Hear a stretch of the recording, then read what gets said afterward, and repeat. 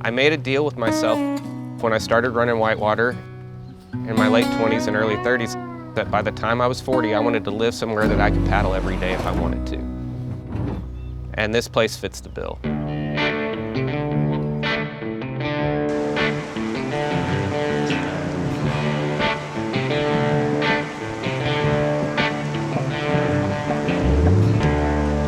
When you're out there, you're out there. You have boulders the size of buses that make up the riverbed. You should come to Irwin and go see the Nolichucky River Gorge. You own it. It is an amazing place. It's a cathedral built by Mother Nature and Almighty God.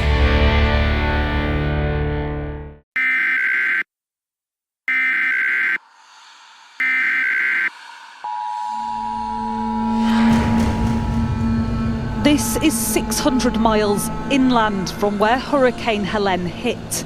But in the mountains of eastern Tennessee, the flooding is catastrophic. So we were here when it all was happening. We looked down at the water like we do every morning, you know, and we were like, all right, it's coming up. We knew it was gonna get high. 20 minutes later, all hell breaks loose.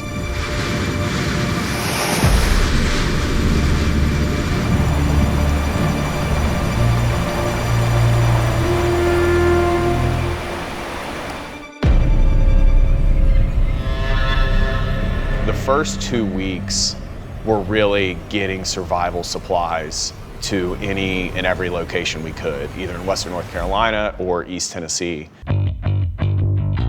We had paddlers and other volunteers that were helping clear roads, and then they were working with the railroad to clear that road as well.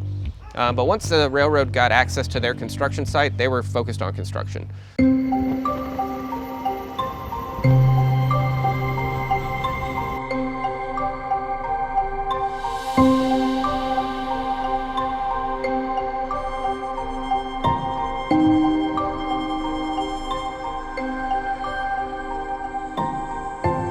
They absolutely have used the guise of hurricane recovery to go around regulation. And that's the whole reason that regulations exist.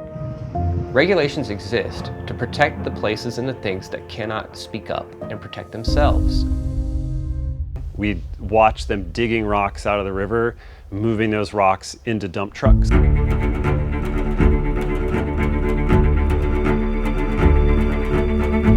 If you or I went in there and took stone to build a fire pit, we'd get fined for it. It feels like a big company coming in, taking something from the public, which is the riverbed, something that does not belong to them, and taking it because the rest of us are largely defenseless. They have dug all these cobble bars down to water level, which is pretty low today. This cut that they've made goes around this bend for maybe a half mile. You know, once you remove these stable gravel bars, the river is going to move in ways that it wants to. We started coming upon the realization that this is not even the appropriate material to build any roadbed or any embankment. I knew pretty quickly that no one was willing to stop the railroad from doing what they were doing. The agencies were the ones that didn't do their job. The damage they're doing will last generations. I said, send me the permit, send me the permission. And the Corps of Engineers said, it wasn't a permit, it was a conversation. The Forest Service, in a sense, has abandoned its post. In my 25-year career, I've never seen the Forest Service abdicate their responsibilities to this extent. So I think one of the most surprising arguments we've seen from CSX so far is an argument that they are not subject to the provisions of the Federal Clean Water Act.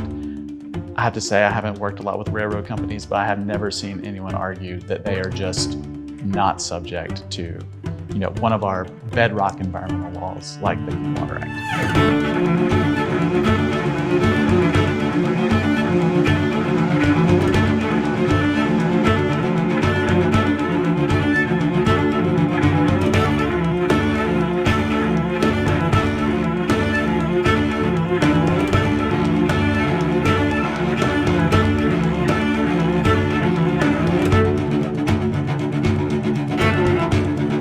been enough people here that have lost everything, lives included.